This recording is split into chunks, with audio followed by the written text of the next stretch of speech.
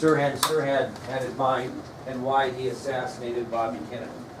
Anybody ever heard of Sirhan before? We're going to talk about the motives of Sirhan in the assassination of Senator Robert Kennedy.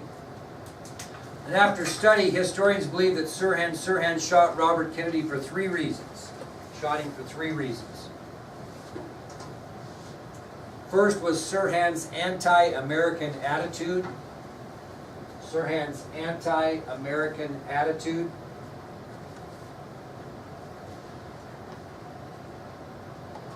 The second motive was Sirhan was from Palestine, which is an Arab nation.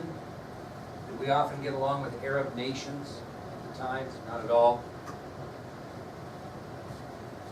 And the third reason why historians believe that Sirhan shot Robert Kennedy is because he was simply upset at him. He was upset at him.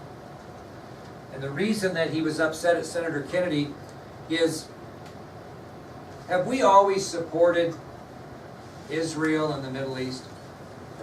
In those times we did, though. We supported Israel in the Middle East. And Kennedy made remarks in support of Israel.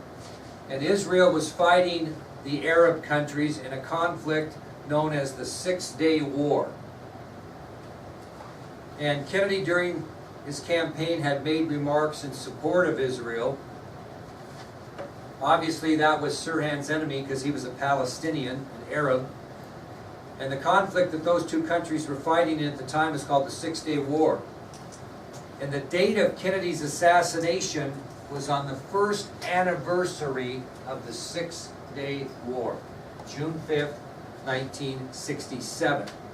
So the first day of the 6-Day War between Israel and Palestine, basically, was June 5th, 1967. Kennedy was shot on June 5th, 1968. And people believe that that was planned.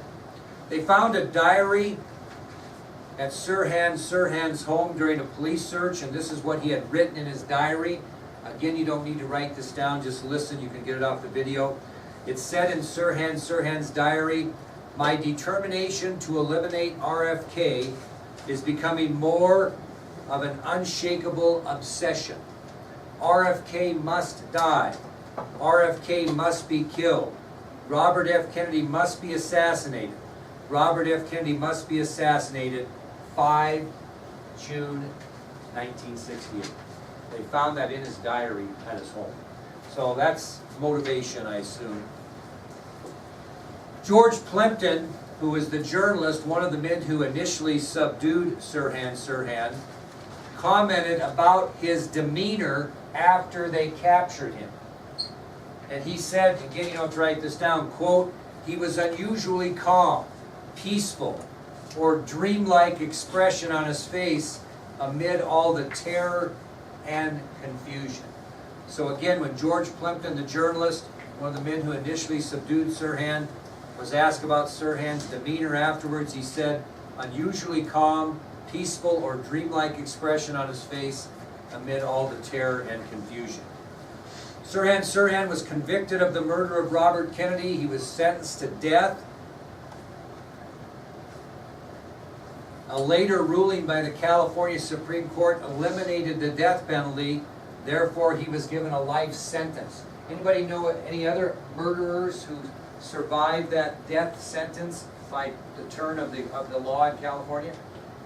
You ever heard of Charles Manson? We'll get to him later. And the Manson followers, all that were sentenced to death, also their death convictions were overturned with Sirhan, and they were all given a life sentence. Sirhan, by the way, is still serving that sentence. I want you to write this down. Shortly after the assassination of Robert Kennedy, an author by the name of Loren Coleman made an opinion. Shortly after the assassination of Robert Kennedy, an author by the name of Loren Coleman made an opinion. Now, what happened on 9/11? A terrorist attack. Who was responsible for that? What type of countries? Arab countries. Loren Coleman said, not long after the assassination of Robert Kennedy, that he believed that the assassination of Robert Kennedy was the first Arab act of terrorism in the history of the United States. He stated that it was his belief that the assassination of Senator Kennedy was the first act of Arab terrorism to take place in the United States on American soil. So we often think of the first time we were attacked by an Arab terrorist country was 9/11. Lauren Coleman said in 1968 that he thought the assassination of Senator Robert Kennedy was actually the first act of Arab terrorism to take place on American soil. Okay, what we will do then on Tuesday or Thursday when you get back, we will finish this profile of Bobby Kennedy. I will show you another video on the Kennedy family. There will be no review. It will be an open note test on Tuesday. You have senior skip day Friday, and we have some work that we're doing, teacher in service on Monday. So therefore, we won't see it until Tuesday. Once we get done with this material, we will move on to what I call the colorful and colorless 1960s. We'll talk about the counterculture or hippie movement, music in the 60s, fashions in the 60s, Haight-Ashbury, a little bit lighthearted information, which I think you'll enjoy. And hopefully we'll get through that before you depart for your life here.